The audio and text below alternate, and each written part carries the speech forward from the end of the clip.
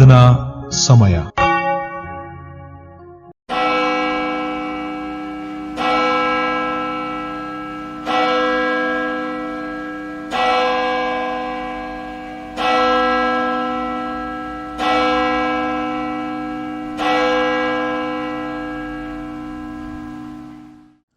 ಪ್ರಾರ್ಥನೆ ಮಾಡೋಣ. ಪುನರುತ್ಥಿತ ಕರ್ತನಾದ ನಮ್ಮ ದೇವರೇ, ನಿನ್ನ ನಾಮಕ್ಕೆ ಸ್ತೋತ್ರ. ಮೃತ್ಯುಂಜಯನಾಗಿ ಸಾವನ್ನೇ ಗೆದ್ದು ಬಂದಂತಹ ನಿನಗೆ ಯುಗ ಯುಗಾಂತರಗಳಲ್ಲಿಯೂ ಮಹಿಮೆಯೂ ಕೊಂಡಾಟವೂ ಯಾವಾಗಲೂ ಇರಲಿ.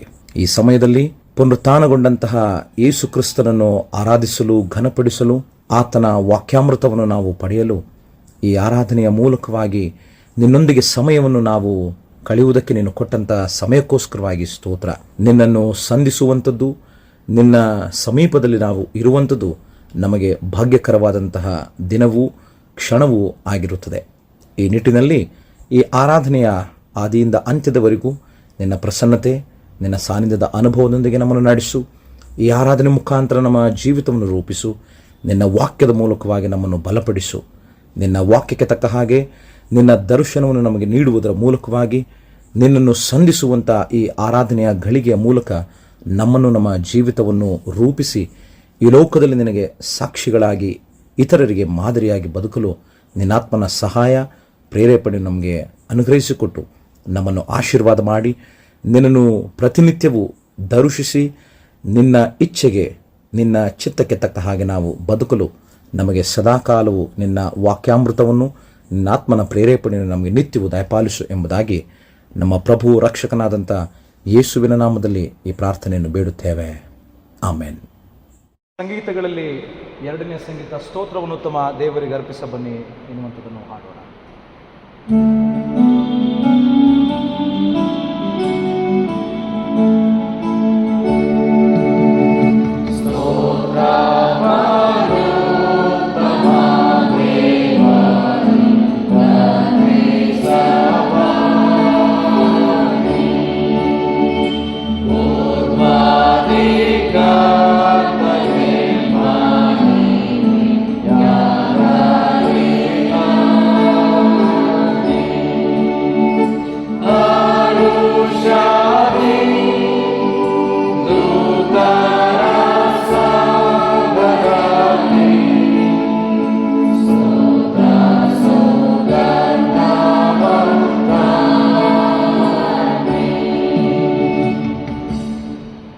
ನಮ್ಮ ಪಾಪಗಳನ್ನು ಅರಿಕೆ ಮಾಡೋಣ. ಸರ್ವಶಕ್ತನಾದ ಅತಿ ಕನಿಕರವುಳ್ಳ ತಂದೆಯೇ, ನಾವು ತಪ್ಪಿಸಿಕೊಂಡ ಕುರಿಗಳಂತೆ ನಿನ್ನ ಮಾರ್ಗವನ್ನು ಬಿಟ್ಟು ತಿರುಗಾಡಿದ್ದೇವೆ. ಹೆಚ್ಚಾಗಿ ನಮ್ಮ ಇಷ್ಟಾನುಸಾರವೇ ನಡೆದಿದ್ದೇವೆ. ನಿನ್ನ ಪವಿತ್ರ ಆಜ್ಞೆಗಳನ್ನು ಮೀರಿದ್ದೇವೆ. ಮಾಡತಕ್ಕದ್ದನ್ನು ಮಾಡದೆ, ಮಾಡಬಾರದನ್ನು ಮಾಡಿದ್ದೇವೆ. ನಮ್ಮಲ್ಲಿ ಯಾವ ಸ್ವಸ್ಥತೆಯೂ ಇಲ್ಲ.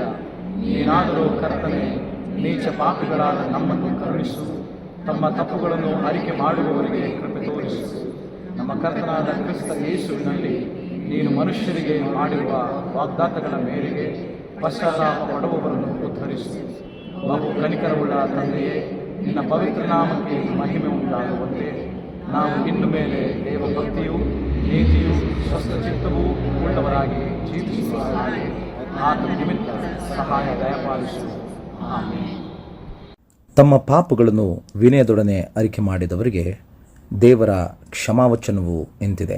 ಯಾರಾದರೂ ಕ್ರಿಸ್ತನಲ್ಲಿದ್ದರೆ ಅವರು ನೂತನ ಸೃಷ್ಟಿಯಾದರು. ಇಗೋ, ಪೂರ್ವಸ್ಥಿತಿ ಹೋಗಿ ಎಲ್ಲವೂ ನೂತನವಾಯಿತು. ಆಮೇನ್. ಮೊದಲನೆಯ ಪಾರಾಯಣ ಪಾಠವು ಹಳೆ ಒಡಂಬಡಿಕೆಯಲ್ಲಿ ಆದಿಕಾಂಡ 32ನೇ ಅಧ್ಯಾಯ ವಚನಗಳು 22ರಿಂದ 32ರವರೆಗೆ. ಆ ರಾತ್ರಿ ಅವನು ತನ್ನ 2 ಹೆಂಡತಿಯರನ್ನು, 2 ದಾಸಿಯರನ್ನು, 11 ಮಂದಿ ಮಕ್ಕಳನ್ನು ಕರೆದುಕೊಂಡು ಯಬೋಕ್ ಹೊಳೆಯನ್ನು ದಾಟುವ ಸ್ಥಳದಲ್ಲಿ ದಾಟಿದನು. ಅವರನ್ನು ತನ್ನ ಆಸ್ತಿಯೆಲ್ಲವನ್ನೂ ದಾಟಿಸಿದ ಮೇಲೆ ಯಾಕೋಬನು ಒಂಟಿಗನಾಗಿ ಹಿಂದೆ ನಿಂತಿರಲು ಯಾರೋ ಒಬ್ಬ ಪುರುಷನು ಬೆಳಗಾಗುವ ತನಕ ಅವನ ಸಂಗಡ ಹೋರಾಡಿದನು. ಆ ಪುರುಷನು ತಾನು ಗೆಲ್ಲದೆ ಇರುವುದನ್ನು ಕಂಡು ಯಾಕೋಬನ ತೊಡೆಯ ಕೀಲನ್ನು ಮುಟ್ಟಿದ್ದರಿಂದ ಯಾಕೋಬನು ಅವನ ಸಂಗಡ ಹೋರಾಡುತ್ತಿರುವಾಗಲೇ ಅವನ ತೊಡೆಯ ಕೀಲು ತಪ್ಪಿತು. ಆ ಪುರುಷನು, ನನ್ನನ್ನು ಬಿಡು, ಬೆಳಗಾಗುತ್ತದೆ ಅನ್ನಲು ಯಾಕೋಬನು, ನೀನು ನನ್ನನ್ನು ಆಶೀರ್ವದಿಸಿದ ಹೊರತು ನಿನ್ನನ್ನು ಬಿಡುವುದಿಲ್ಲ ಅಂದನು. ಆ ಪುರುಷನು, ನಿನ್ನ ಹೆಸರೇನು ಎಂದು ಕೇಳಿದ್ದಕ್ಕೆ ಅವನು ಯಾಕೋಬನು ಅಂದಾಗ ಅವನು ಯಾಕೋಬನಿಗೆ, ಇನ್ನು ಮೇಲೆ ನೀನು ಯಾಕೋಬನೆನಿಸಿಕೊಳ್ಳುವುದಿಲ್ಲ, ದೇವರ ಸಂಗಡಲೂ ಮನುಷ್ಯರ ಸಂಗಡಲೂ ಹೋರಾಡಿ ಗೆದ್ದವನಾದ್ದರಿಂದ ನಿನಗೆ ಇಸ್ರಾಯೇಲ್ ಎಂದು ಹೆಸರುಂಟಾಗುವುದು ಎಂದು ಹೇಳಿದನು. ಯಾಕೋಬನು, ನಿನ್ನ ಹೆಸರನ್ನು ನನಗೆ ತಿಳಿಸಬೇಕು ಸ್ವಾಮಿ ಅಂದಾಗ ಆ ಪುರುಷನು, ನನ್ನ ಹೆಸರನ್ನು ವಿಚಾರಿಸುವುದೇಕೆ ಎಂದು ಹೇಳಿ ಅಲ್ಲಿ ಅವನನ್ನು ಆಶೀರ್ವದಿಸಿದನು. ಯಾಕೋಬನು, ನಾನು ದೇವರನ್ನೇ ಪ್ರತ್ಯಕ್ಷವಾಗಿ ನೋಡಿದ್ದೇನಲ್ಲ, ಆದರೂ ನನ್ನ ಪ್ರಾಣ ಉಳಿದದೆ ಅಂದುಕೊಂಡು ಆ ಸ್ಥಳಕ್ಕೆ ಪೆನಿಯೇಲ್ ಎಂದು ಹೆಸರಿಟ್ಟನು. ಅವನು ಪೆನುವೇಲನ್ನು ದಾಟುತ್ತಿರುವಾಗ ಸೂರ್ಯೋದಯವಾಯಿತು. ಅವನು ತೊಡೆಯ ನಿಮಿತ್ತ ಕುಂಟಿಕೊಂಡು ನಡೆದನು. ಆ ಪುರುಷನು ಯಾಕೋಬನ ತೊಡೆಯ ಕೀಲನ್ನು ಮುಟ್ಟಿದ್ದರಿಂದ ಇಸ್ರಾಯೇಲರು ಇಂದಿನವರೆಗೂ ತೊಡೆಯ ಕೀಲಿನ ಮೇಲಿರುವ ಸೊಂಟದ ಮಾಂಸವನ್ನು ತಿನ್ನುವುದಿಲ್ಲ ಎಂಬುವುದೇ. ಪತ್ರಿಕಾ ವೇದ ಭಾಗ. ಅಪೊಸ್ತಲರ ಕೃತ್ಯಗಳು 9ನೇ ಅಧ್ಯಾಯ, ವಚನಗಳು 1-18. ಸಭೆಯವರನ್ನು ಹಿಂಸೆಪಡಿಸಿದ ಸೌಲನು ತಾನೇ ಯೇಸುವಿನ ಶಿಷ್ಯನಾದದ್ದು.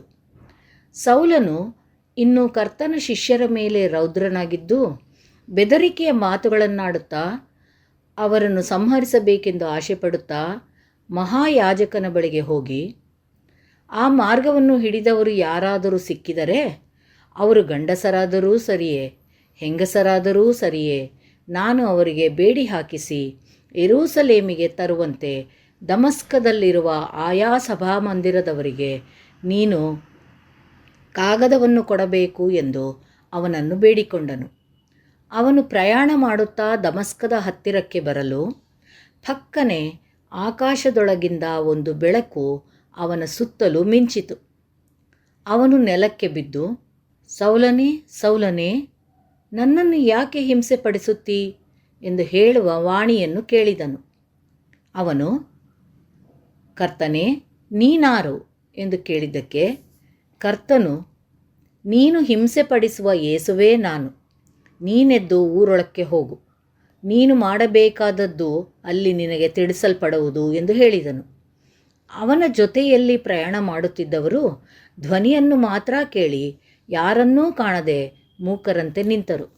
ಸೌಲನು ನೆಲದಿಂದ ಎದ್ದು ಕಣ್ಣು ತೆರೆದಾಗ ಏನೂ ಕಾಣಿಸಲಿಲ್ಲ. ಆಗ ಅವರು ಅವನನ್ನು ಕೈ ಹಿಡಿದು ದಮಸ್ಕದೊಳಕ್ಕೆ ಕರೆದುಕೊಂಡು ಹೋದರು. ಅವನು 3 ದಿವಸ ಕಣ್ಣು ಕಾಣದೆ ಏನೂ ತಿನ್ನಲಿಲ್ಲ, ಏನೂ ಕುಡಿಯಲಿಲ್ಲ. ದಮಸ್ಕದಲ್ಲಿ ಅನನೀಯನೆಂಬ ಒಬ್ಬ ಮನುಷ್ಯನಿದ್ದನು. ಕರ್ತನು ದರ್ಶನದಲ್ಲಿ, ಅನನೀಯನೇ ಎಂದು ಅವನನ್ನು ಕರೆಯಲು ಅವನು, ಕರ್ತನೇ, ಇಗೋ ಇದ್ದೇನೆ ಅಂದನು. ಕರ್ತನು ಅವನಿಗೆ, ನೀನೆದ್ದು ನೆಟ್ಟನೇ ಬೀದಿ ಎಂಬ ಬೀದಿಗೆ ಹೋಗಿ ಯೂದನ ಮನೆಯಲ್ಲಿ ತಾರ್ಸದ ಸೌಲನೆಂಬವನನ್ನು ವಿಚಾರಿಸು.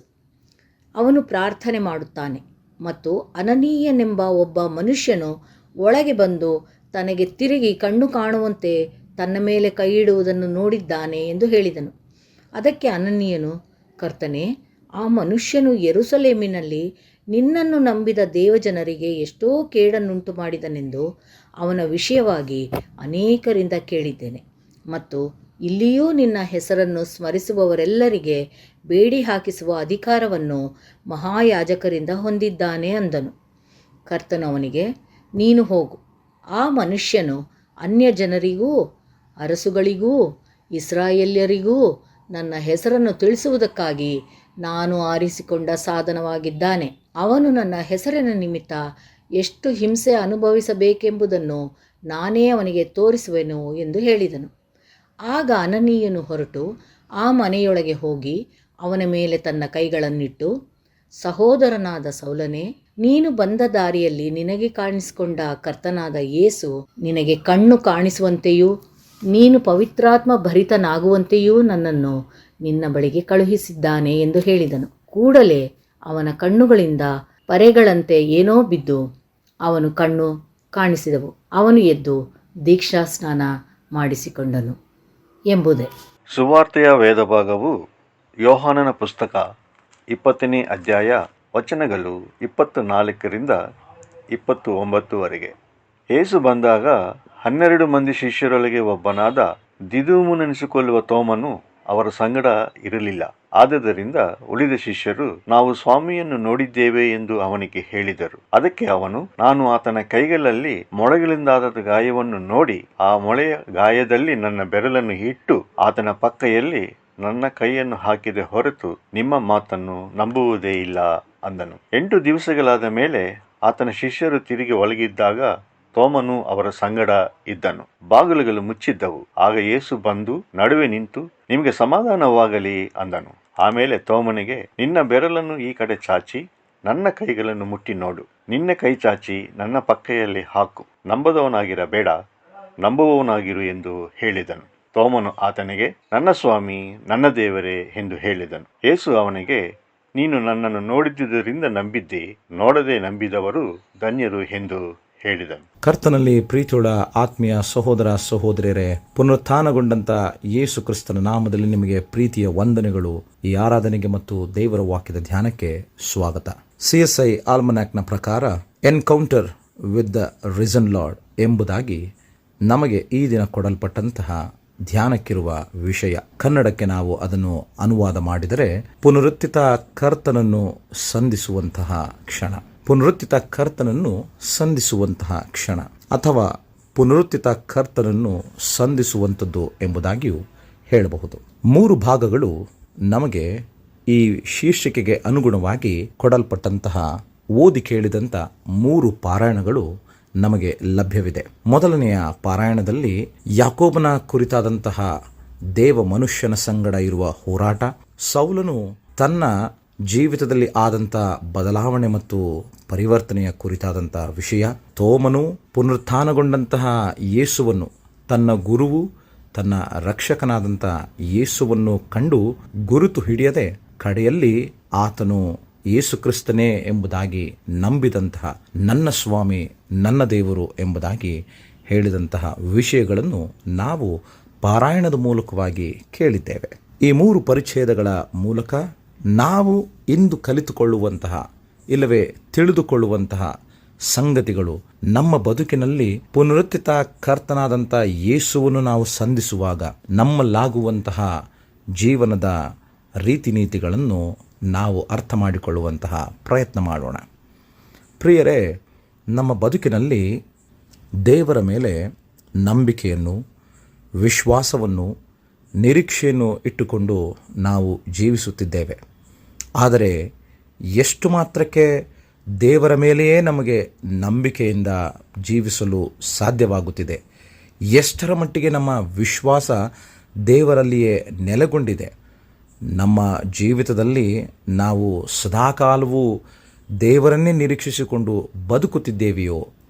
ಈ ಎಲ್ಲ ವಿಶ್ವಾಸ, ನಂಬಿಕೆ, ನಿರೀಕ್ಷೆ ದೃಢವಾಗಿಯೂ ಆಳವಾಗಿಯೂ ನಮ್ಮ ಬದುಕಿನಲ್ಲಿ, ನಮ್ಮ ಹೃದಯದಲ್ಲಿ ಬೇರೂರಿಕೊಂಡಿರುವೆಯೋ ಎಂಬುದಾಗಿ ನಾವು ಪ್ರಶ್ನಿಸಿಕೊಳ್ಳುವುದಾದರೆ, ನಾವು ತಕ್ಕ ಮಟ್ಟಿಗೆ ದೇವರ ನಂಬಿಕೆಯಲ್ಲಿ, ವಿಶ್ವಾಸದಲ್ಲಿ, ನಿರೀಕ್ಷೆಯಲ್ಲಿ ಬೇರೂರಿದವರಾಗಿದ್ದೇವೆ.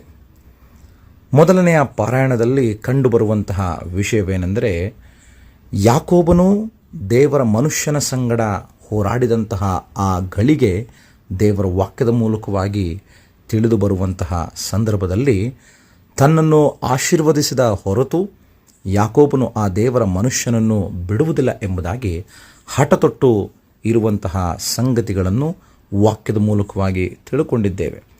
ಇಲ್ಲಿ ದೇವರ ಮನುಷ್ಯನನ್ನು ಸಂಧಿಸಿದಂಥ ಯಾಕೋಬ ತನ್ನ ಜೀವಿತದಲ್ಲಿ ಆಗುವಂತಹ ಬದಲಾವಣೆಯನ್ನು ಇಲ್ಲಿ ನಾವು ಕಲಿತುಕೊಳ್ಳಬಹುದು, ಓದುವುದರ ಮೂಲಕವಾಗಿ ನಾವು ಅರ್ಥ ಮಾಡಿಕೊಳ್ಳಬಹುದು. ಮುಂಚಿನ ಸ್ವಭಾವವನ್ನು ಯಾಕೋಬನ ಜೀವಿತದಲ್ಲಿ ಗಮನಿಸುವುದಾದರೆ, ತನ್ನ ಅಣ್ಣನಿಗೆ ಮೋಸ ಮಾಡಿದವನು, ತನ್ನ ಅಣ್ಣನಿಗೆ ಸಲ್ಲಬೇಕಾದಂಥ ಚೊಚ್ಚಲುತನದ ಆಶೀರ್ವಾದವನ್ನು ಈತನು ಮೋಸದಿಂದ ಅಪಹರಿಸಿದ್ದಾನೆ ಎಂಬುದಾಗಿ ನಾವೆಲ್ಲರೂ ಓದಿದ್ದೇವೆ, ತಿಳ್ಕೊಂಡಿದ್ದೇವೆ. ಈಗ ಆತನ ಜೀವಿತದಲ್ಲಿ ಆದಂತಹ ದೊಡ್ಡ ಪರಿವರ್ತನೆಯನ್ನು ದೇವರ ಮನುಷ್ಯನನ್ನು ಸಂಧಿಸಿದ ಮೇರೆಗೆ ಆಗುವಂಥದ್ದನ್ನು ಆದಿಕಾಂಡ 32ನೇ ಅಧ್ಯಾಯದಲ್ಲಿ ನಾವು ತಿಳ್ಕೊಂಡಿದ್ದೇವೆ. ದೇವರ ಮನುಷ್ಯನು ಯಾಕೋಬನನ್ನು ಭೇಟಿ ಮಾಡಿ ಆಶೀರ್ವದಿಸಿದ ನಂತರ ಆತನಿಗೆ ಕೊಡಲ್ಪಟ್ಟಂಥ ಹೆಸರು, ಆ ನೂತನ ಹೆಸರು ಎನ್ನುವಂಥದ್ದು ಇಸ್ರಾಯೇಲ್ ಎಂಬುದಾಗಿ ಆಗಿದೆ. ಇಲ್ಲಿ ಕೇವಲ ಹೆಸರು ಮಾತ್ರ ಬದಲಾವಣೆಯಾಗಲಿಲ್ಲ. ದೇವರು ಯಾಕೋಬನನ್ನು ಮನುಷ್ಯ ರೂಪದಲ್ಲಿ ಸಂಧಿಸುವಾಗ ಹೆಸರು ಮಾತ್ರ ಬದಲಾಗಲಿಲ್ಲ, ಬದಲಾಗಿ ಅವನ ಜೀವಿತವೇ ಬದಲಾಯಿತು, ಪರಿವರ್ತನೆ ಆಯಿತು, ಎಲ್ಲವೂ ಸಹ ನೂತನವಾಯಿತು. ಪ್ರಿಯರೇ, ಹೀಗಿರುವುದರಿಂದ ದೇವರನ್ನು ಸಂಧಿಸಿದಂತಹ ಯಾಕೋಬ ತನ್ನ ಪೂರ್ವ ಸ್ವಭಾವವನ್ನು ತೆಗೆದುಹಾಕಿ ನೂತನ ಸ್ವಭಾವವನ್ನು ದೇವರು ಇಚ್ಛಿಸುವಂತಹ, ದೇವರು ಬಯಸುವಂಥ ರೀತಿಯಲ್ಲಿ ಆತನು ಮಾರ್ಪಡಿಸಿಕೊಂಡ. 2ನೆಯ ವೇದಪಾರಾಯಣದಲ್ಲಿ ನಾವು ಕೇಳಿದ ಹಾಗೆ ಅಪೊಸ್ತಲರ ಕೃತ್ಯಗಳು 9ನೇ ಅಧ್ಯಾಯದಲ್ಲಿ ಸೌಲ ಕ್ರೈಸ್ತ ಸಭೆಯ ಕ್ರೈಸ್ತರನ್ನು ಹಿಂಸಿಸುತ್ತಿದ್ದಂತಹ ವ್ಯಕ್ತಿ. ಆತನು ಕ್ರೈಸ್ತರನ್ನು ಹಿಂಸಿಸಿ ಯೇಸುಕ್ರಿಸ್ತನ ಹೆಸರನ್ನು ಹೇಳಿಕೊಳ್ಳುವಂತಹ, ಯೇಸುಕ್ರಿಸ್ತನನ್ನು ಆರಾಧಿಸುವಂತಹ, ಯೇಸುಕ್ರಿಸ್ತನನ್ನು ಸೇವಿಸುತ್ತಿದ್ದಂತಹ ಪ್ರತಿಯೊಬ್ಬರನ್ನು ಹಿಂಸಿಸಿ ಅವರಿಗೆ ಬೇಡಿಗಳನ್ನು ಹಾಕಿ ಸೆರೆಮನೆಗೆ ತಳ್ಳುತ್ತಿದ್ದಂತಹ ವ್ಯಕ್ತಿ ಈ ಮನುಷ್ಯ ಆಗಿದ್ದ. ಆದರೆ ಅವನಲ್ಲಿ ಆದಂತಹ ಪರಿವರ್ತನೆಯನ್ನು ನಾವು ಈ ಅಪೊಸ್ತಲರ ಕೃತ್ಯ 9ನೇ ಅಧ್ಯಾಯದಲ್ಲಿ ಗಮನಿಸುವಾಗ ದೇವರು ತನ್ನ ಮಗನಾದಂಥ ಯೇಸುಕ್ರಿಸ್ತನ ಮೂಲಕವಾಗಿ ಭೇಟಿಯಾಗುವಂಥ, ಸಂಧಿಸುವಂತಹ ಸಂಗತಿಯನ್ನು ನಾವಿಲ್ಲಿ ಕಾಣ್ತೇವೆ.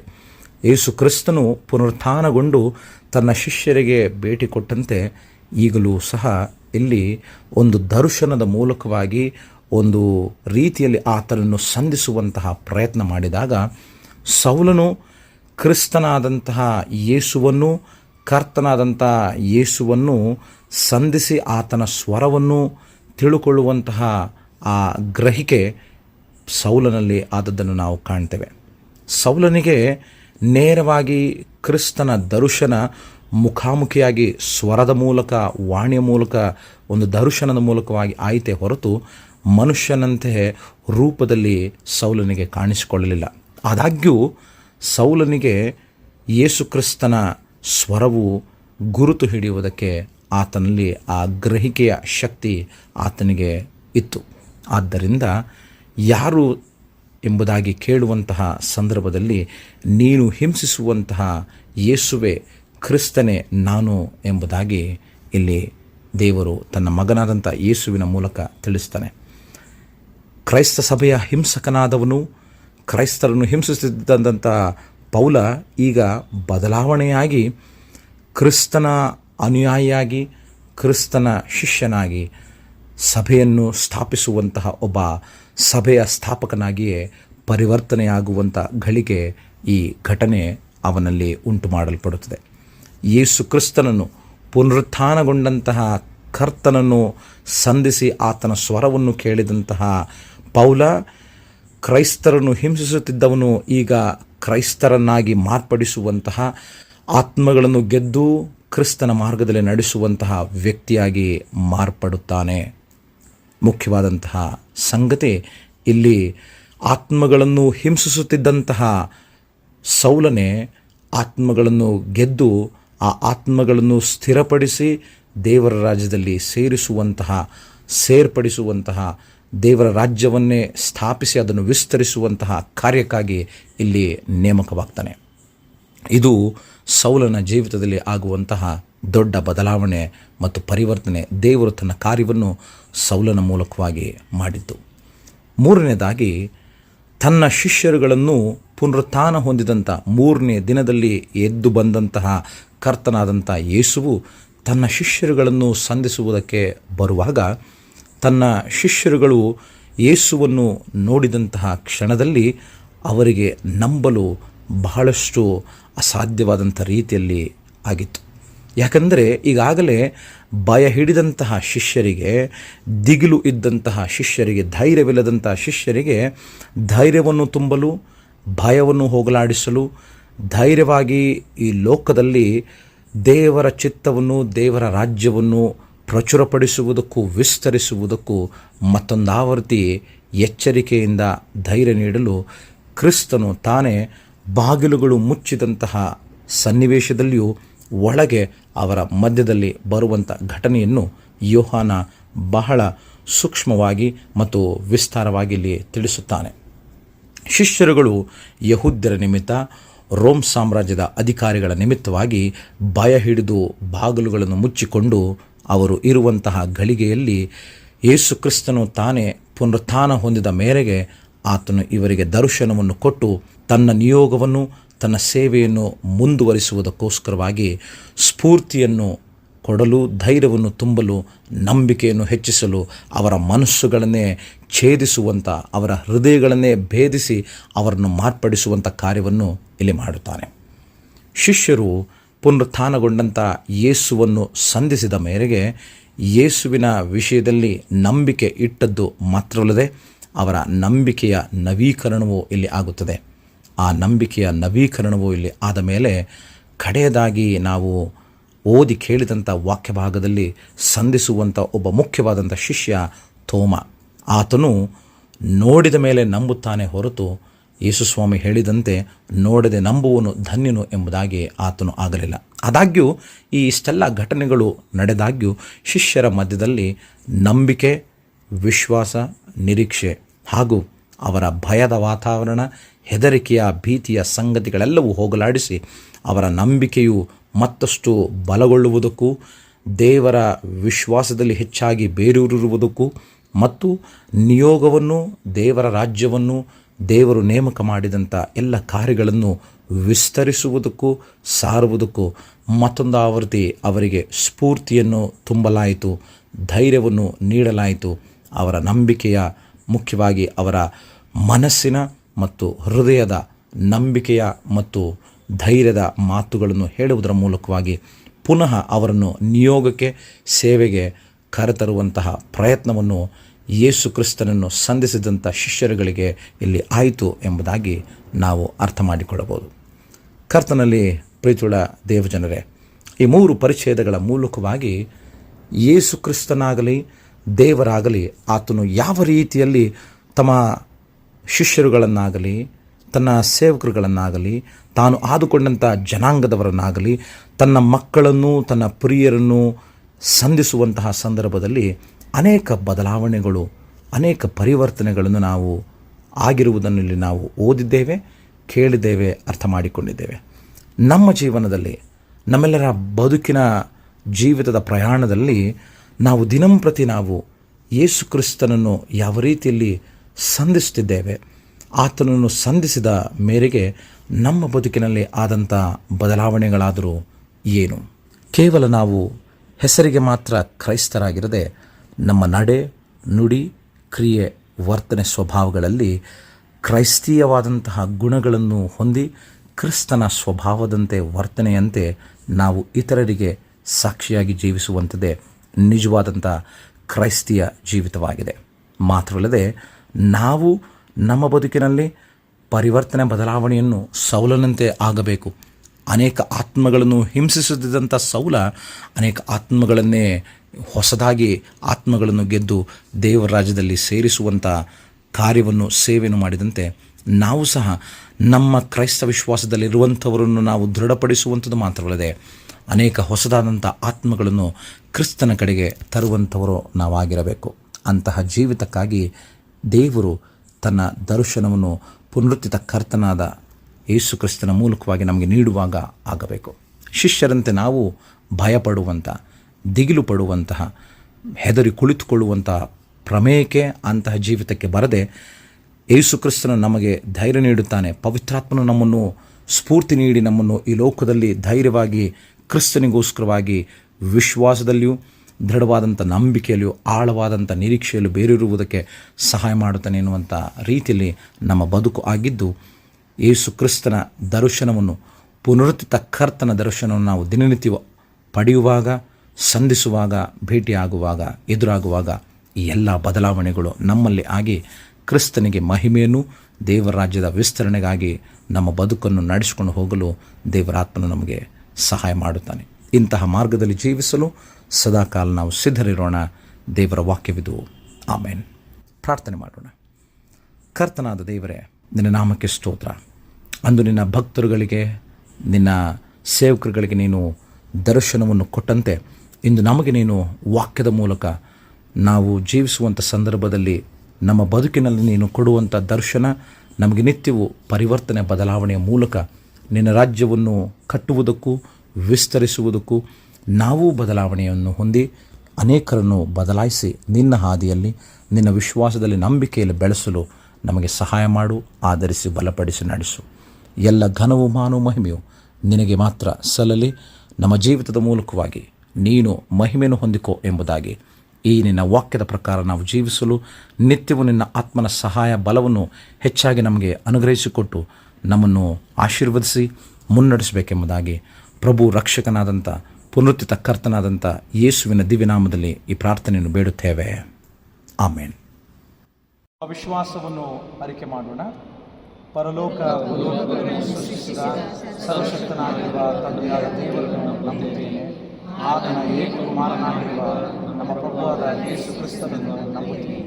ಈತನು ಪರಿಶುದ್ಧಾತ್ಮನಿಂದ ಕನ್ಯಾ ಮರಿಯಳ ಗರ್ಭದಲ್ಲಿ ಧರಿಸಲ್ಪಟ್ಟು ಆಕೆಯೇ ಹುಟ್ಟಿ ಪೊಂತ್ಯ ಪಿಲಾತನ ಆಧಿಪತ್ಯದಲ್ಲಿ ಶ್ರಮ ಹೊಂದಿ ಶಿಲುಬೆಗೆ ಎಳೆಯಲ್ಪಟ್ಟು ಸತ್ತು ಉಣ್ಣಲ್ಪಟ್ಟು ಪಾತಾಳಕ್ಕೆ ಇಳಿದು ಮೂರನೇ ದಿವಸದಲ್ಲಿ ಸತ್ತವರಿಂದ ಎದ್ದು ಪರಲೋಕಕ್ಕೆ ಏರಿ ಹೋಗಿ ಸರ್ವಶಕ್ತನಾಗಿರುವ ತಂದೆಯಾದ ದೇವರ ಬಲಪಾರ್ಶ್ವದಲ್ಲಿ ಕುಳಿತುಕೊಂಡು ಇದ್ದಾನೆ. ಈತನು ಅಲ್ಲಿಂದ ಬಂದು ಬದುಕಿರುವವರಿಗೂ ಸತ್ತವರಿಗೂ ನ್ಯಾಯ ತೀರಿಸುವನು ಎಂಬುದನ್ನು ನಂಬುತ್ತೇನೆ. ನಾನು ಪರಿಶುದ್ಧಾತ್ಮನನ್ನು ನಂಬುತ್ತೇನೆ. ಒಂದೇ ಪರಿಶುದ್ಧ ಕ್ರೈಸ್ತ ಸಭೆ, ಭಕ್ತರ ಅನ್ಯೋನ್ಯತೆ, ಪಾಪದ ಪರಿಹಾರವು, ದೇಹದ ಪುನರುತ್ಥಾನವು, ನಿತ್ಯ ಜೀವವು ಎಂಬುದನ್ನು ನಂಬುತ್ತೇನೆ. ಹಾಡುವ ಸಂಗೀತಗಳಲ್ಲಿ 299ನೇ ಸಂಗೀತ, ಜೀವವಾಕ್ಯದ ಗಾನ.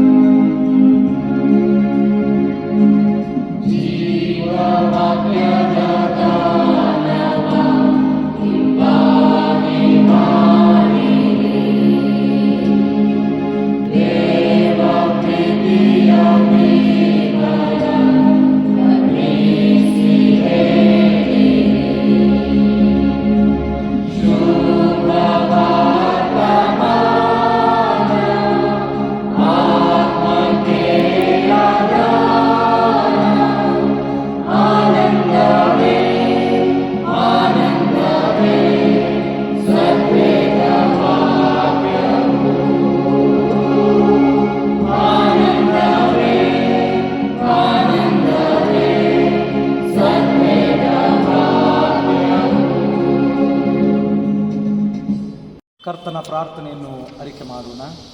ಪರಲೋಕದಲ್ಲಿರುವ ನಮ್ಮ ತಂದೆಯೇ, ನಿನ್ನ ನಾಮವು ಪರಿಶುದ್ಧಗೊಳಿಸಲ್ಪಡಲಿ. ನಿನ್ನ ರಾಜ್ಯವು ಬರಲಿ.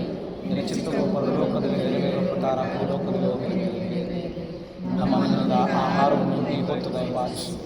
ನಮಗೆ ತಪ್ಪು ಮಾಡಿದವರನ್ನು ನಾವು ಕ್ಷಮಿಸಿದಂತೆ ನಮ್ಮ ತಪ್ಪುಗಳನ್ನು ಕ್ಷಮಿಸು. ನಮ್ಮನ್ನು ಶೋಧನೆಯೊಳಗೆ ಸೇರಿಸಿದ ನಮ್ಮನ್ನು ತಪ್ಪಿಸು. ರಾಜ್ಯವು, ಬಲವು, ಮಹಿಮೆಯು ಸದಾಕಾಲ ನಿನ್ನದೇ. ಆಮೆನ್. ದೇವರ ಆಶೀರ್ವಾದವನ್ನು ನಂಬಿಕೆಯಿಂದ ಹೊಂದಿರಿ. ಪುನರುತ್ಥಾನದ ಮೂಲಕವಾಗಿ ನಿತ್ಯ ಜೀವದ ವಾಗ್ದಾನವನ್ನು ದಯಪಾಲಿಸಿದಂಥ ಯೇಸು ಕ್ರಿಸ್ತನ ಕೃಪೆಯು, ನಮ್ಮ ತಂದೆಯಾದ ದೇವರ ಪ್ರೀತಿಯು, ಪುನರುತ್ಥಿತ ಕರ್ತನ ದರ್ಶನದ ಮೇರೆಗೆ ನಿತ್ಯವೂ ನಾವು ಕ್ರಿಸ್ತನಂಥ ಮನಸ್ಸು ಸ್ವಭಾವವನ್ನು ಧರಿಸಿಕೊಂಡು ಆತನ ಮಾರ್ಗದಲ್ಲಿ ದೇವರ ಮಹಿಮೆಗಾಗಿ, ದೇವರ ರಾಜ್ಯದ ಕಟ್ಟುವಿಕೆ, ಅದರ ವಿಸ್ತರಣೆಗೆ ಶ್ರಮಿಸಲು ಸದಾಕಾಲವು ಪವಿತ್ರಾತ್ಮನ ಸುಪ್ರೇರೇಪಣೆ, ಅನ್ಯೋನ್ಯತೆ ನಡೆಸುವಿಕೆ ಈಗಲೂ ಯಾವಾಗಲೂ ನಿಮ್ಮೆಲ್ಲರ ಸಂಗಡ ನಿತ್ಯ ಕಾಲಕ್ಕೂ ನೆಲೆಯಾಗಿರಲಿ. ಆಮೇನ್.